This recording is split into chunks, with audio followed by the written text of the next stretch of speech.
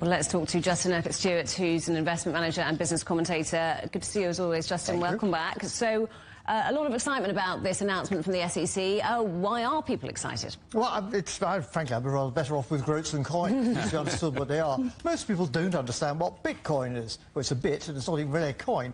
And it's very expensive to actually mine, generated by computers, very expensive to actually operate. And how does it actually operate? Well, that's actually the most interesting bit, because it runs on blockchain. A blockchain just merely means, its best description is a bit like a spider's web. Touch the spider's web, any bit of the web knows what's going on. So with Bitcoin on that, you know exactly where they all are and who owns it, particularly if they're rather dubious characters. But actually, as an investment item, it's very unreliable. We had one mad country, El Salvador, decided they were actually, for a while, going to make it their own currency, which was absolute lunacy. Mind you, their previous country was the colon, which probably didn't help much either. So the whole point with this is it will create a big boost for ETFs. But exchange-traded funds, basically, there was idea of very simple investing in indices. So you invest in forms of tracker funds, and they're supposed to be low risk and understandable. Well, now you're lobbing in a stick of dynamite into that to actually make it a lot more riskier and a lot less understandable. Does this legitimize cryptocurrency? That's the big question. That's what they'd have you believe, though, because it's, yes, back in the mainstream, so it will give a level of credibility to it. But the trouble is, most people don't understand how they operate, don't really understand the risks. Some people have made a lot of money out of it because it's, well, glorified gambling. But an awful lot of people also lost an awful lot of money out of it. So we need to be extremely careful. So frankly, mixing up these two, one I say old-fashioned, but very effective measured investment, which people understand, with something which is extremely risky, unreliable, and could be very expensive. So I think the regulators here have been good to be sceptical up until now. I'd be interested to see what the rules are going to put in place. It needs tight rules to run it.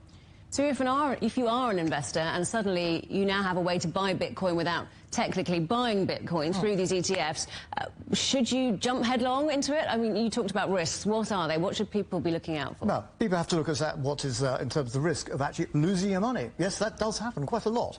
Actually making sure your money grows over time. To make money out of investment is a long-term thing. You compound the dividends over time, and that's how you grow money. If you're actually just going to sort of have a bet on that, well, that's why we have race courses, to go and enjoy it that way around. It is an old-fashioned form of gambling.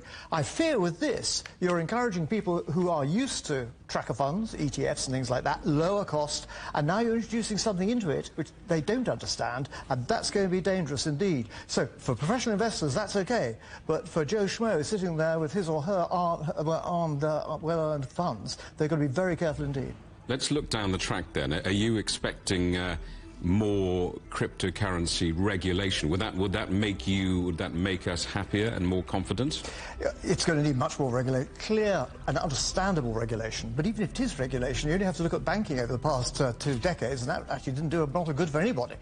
So, important to be really sceptical over these things, but especially to actually say, understand how does it work, how does it operate, what are the risks here, is it measurable? And this is half the time with Bitcoin. You have no idea what this thing is going to be like in a year or 18 months' time. I invest in a business. I have a reasonable idea what's likely to happen. Yes, there could be crises, but if I can spread my risk, unfortunately, spreading risks in this case will bring in other Bitcoins. So we've already seen some pretty strange ones arriving, and no doubt there'll be more. So this, I'm afraid, will be encouraging an area of the market which is not sophisticated enough yet to really be in the mainstream, but it's sophisticated enough for the professional punter to thoroughly enjoy. But for most investors, stay well clear.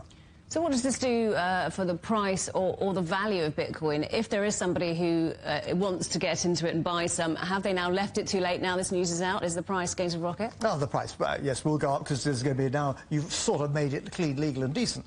So, yes, you'll find a lot more people because it'll become a fashion fad. But remember, this year's fashion fad tends to be next year's tank top, and I'm the proud owner of many tank tops. So, it is something which people should be aware of, but be careful what's inside your funds, because you may not know that Bitcoin or other cryptos are in there. If they are, then you have to take that risk as long as you understand it. But for most people, I'd say make sure you know what's inside of it and make sure some of those things are out of it.